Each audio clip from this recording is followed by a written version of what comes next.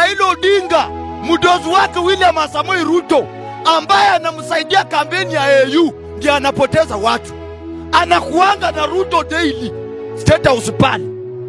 Hiyo sio maneno Raila Odinga kuja kwa public media kutuambia.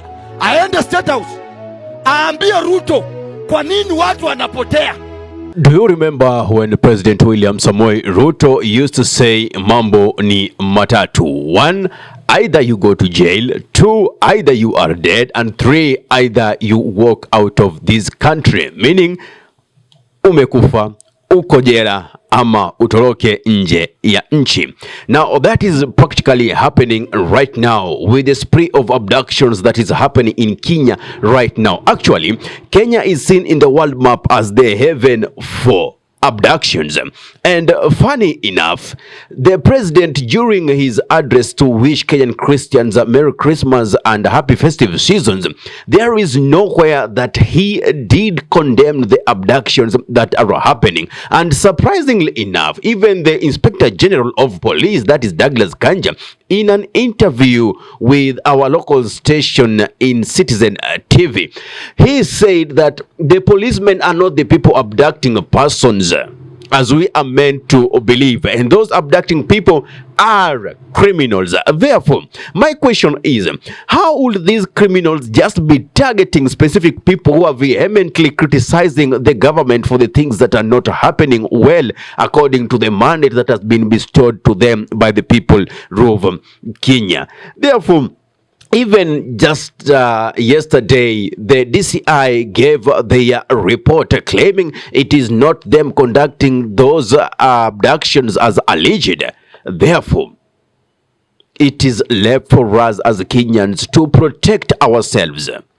It is we to look after our back, because the police are confirming that they can no longer protect us. If such things can happen in a state that is governed by the rule of law, then how safe are we, the citizens of Kenyans?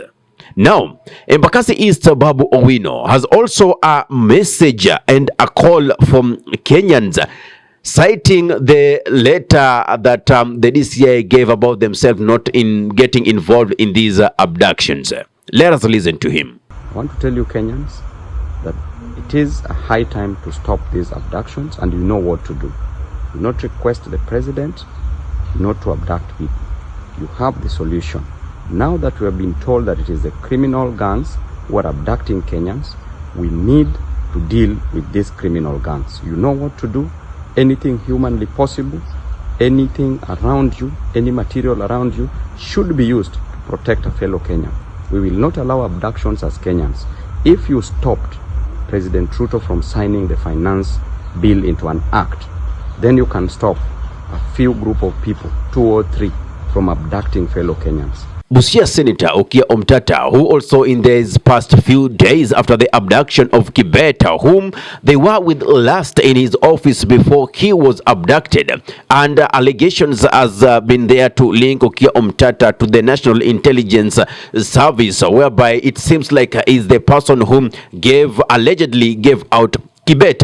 But now he came yesterday to condemn the abductions and saying that he is quite sure and pretty sure that the DCI are the people who are holding hostage of Kibet and other persons who have been abducted.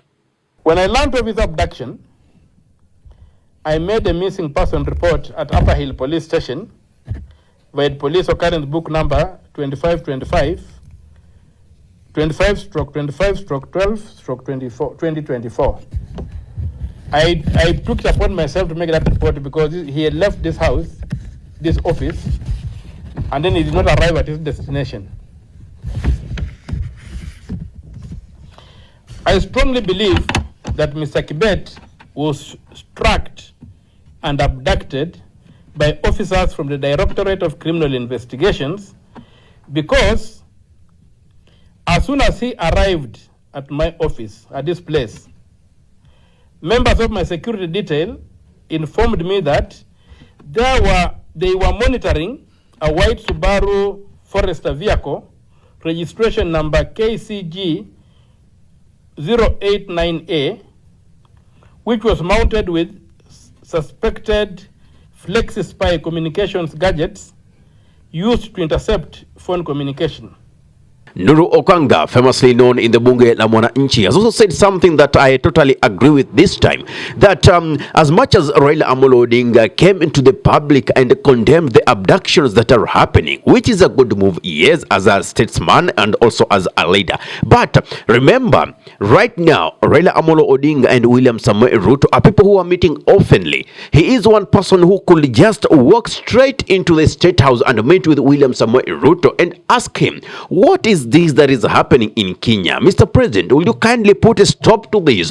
Because as much as they don't want to associate themselves with the abductions, them, the police, very much aware, know what is happening. Only that they are sitting the truth away from the citizens. Raila Odinga, mdozi wake William Samoei Ruto, ambaye anamsaidia kampeni ya AU, ndiye anapoteza watu.